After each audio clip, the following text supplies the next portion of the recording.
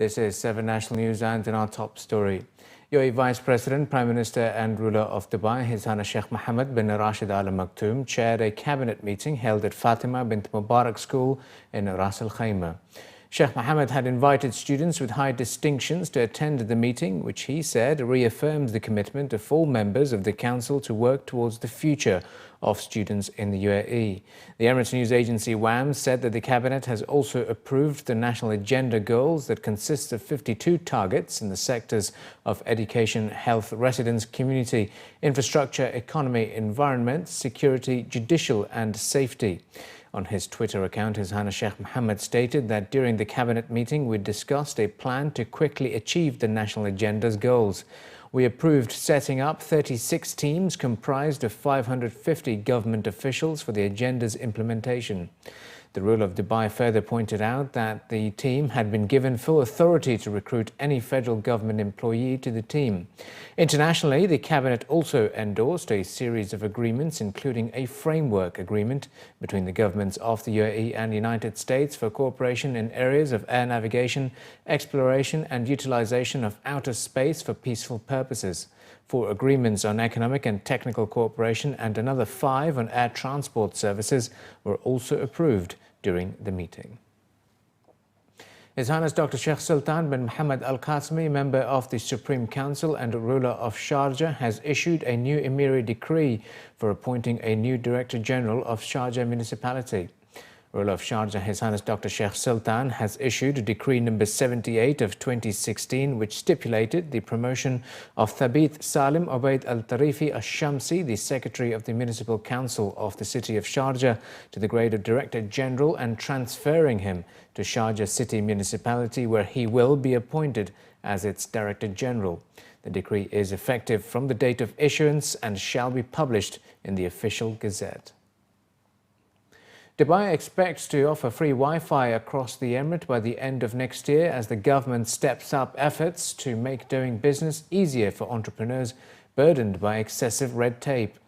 Wi-Fi UAE, launched last year by Smart Dubai and the operator Do in 200 locations in the Emirate, is now available across 300 locations, including its public transport network. The initiative was initially scheduled by the end of next year to cover 90% of Dubai and Abu Dhabi.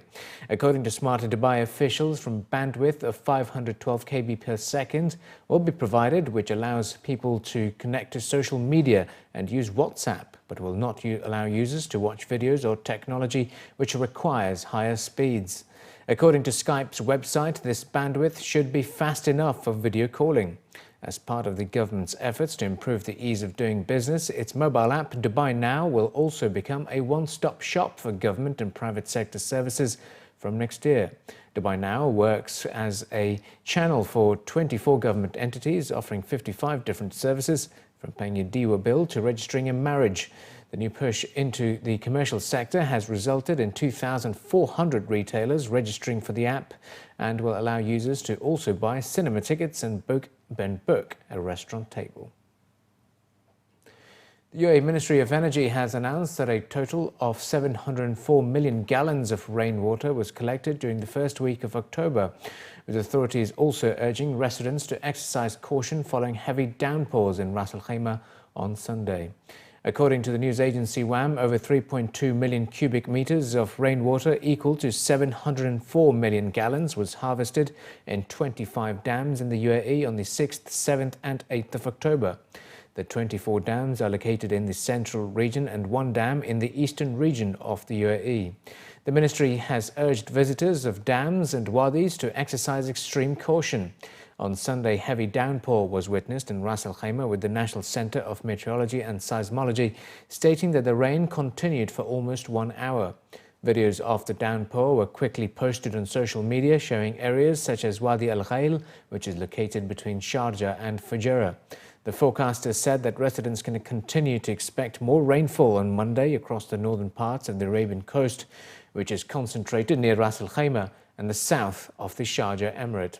The NCMS also forecast mild weather in general in the next 2 days and fair to partly cloudy over some areas.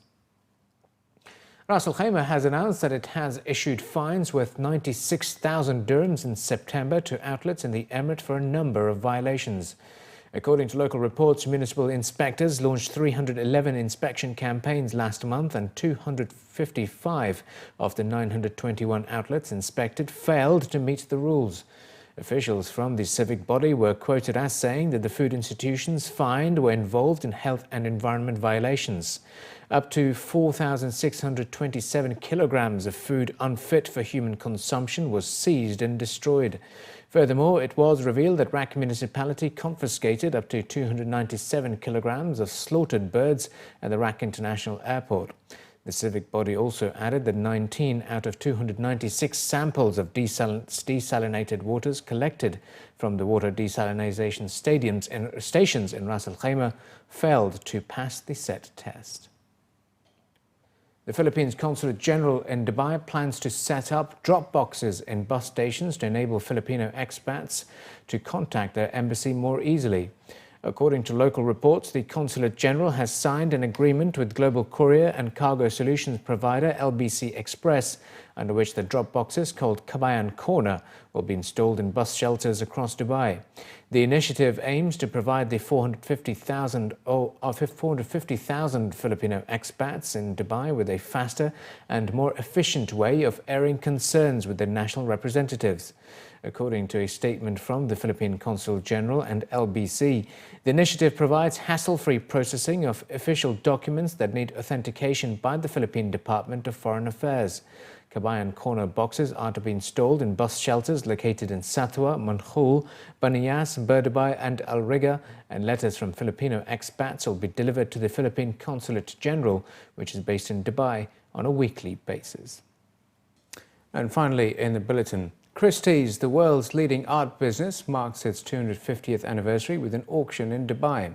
On Tuesday, they will present a curated sale offering 113 works of modern and contemporary art from the region, with works coming from private collections from Los Angeles to Amman. This year, they also celebrate 10 years Christie's Dubai, where the platform has hosted 690 artists and 3,000 works of art. The auction preview showcased a range of modern and contemporary Arab, Iranian and Turkish art with a collective pre-sale estimate of $4 million. Featured lots include Christie's Beyond the Fountain, Pioneers of Sakakhani, grouping of 19 works. They were acquired directly from the Iranian artists Parvez Tanavoli and Farmaz Pilaram, who are credited for shaping the Sakakhani movement in Iran in the 1960s. Modern masters include the paintings of Lebanese artist Shafiq Aboud, who explores themes of birds and connotations of freedom. Alongside contemporary art, regional pioneer Farhad Mohiris, whose canvas, Two Flamingos, has been crafted using tiny wedding cakes. And further focusing on artistic discovery, Christie's also represent new artists to the auction circuit and a larger selection of photography. The main highlight of this collection would be a beautifully curated thematic collection called Sakakhani, and it's an Iranian movement from the 60s. And it was the first movement that documented at the time the reality of, the cultural heritage of Iran. So it's still one of the greatest foundations for the art that came after. So artists today are still inspired by the great body of work that was done during the Sakakhani. In addition, the Dubai Important Watches auction on the 19th of October will offer 146 lots with a pre-sale estimate of around $4.5 million. Of the 146 watches on offer, 40% are vintage timepieces and 60% are modern watches. The sale will mark the 40th anniversary of the famous Nautilus model by Patek Philippe, and pieces will be available for collectors to inspect. Furthermore, Christie's also announced its partnership with the second edition of Dubai Watch Week, taking place from the 15th to the 19th of November. Further linking timepieces and art together, two works by Emirati artist Abdul Qadir Al-Rais were commissioned for the event, and proceeds will be donated to the Noor Dubai Foundation. We are very proud here at the Fall Christie's and Dubai auction to have not only a large offering of 146 watches of both vintage and modern, pocket watches as well, But we have in this auction an international touring, which is a celebration of the Nautilus as an icon, called the Nautilus 40. We took the decision to offer 10 Nautilus per city, and by city I mean international sales site for Christie's. And Dubai being the first auction site of the season, we are offering 10 of the Nautilus 40 in the Dubai auction, and then 10 in Geneva on the 14th of November. The next rendezvous is going to be Hong Kong on 28th of November, and to close the season, New York is the last offering of the Nautilus 40.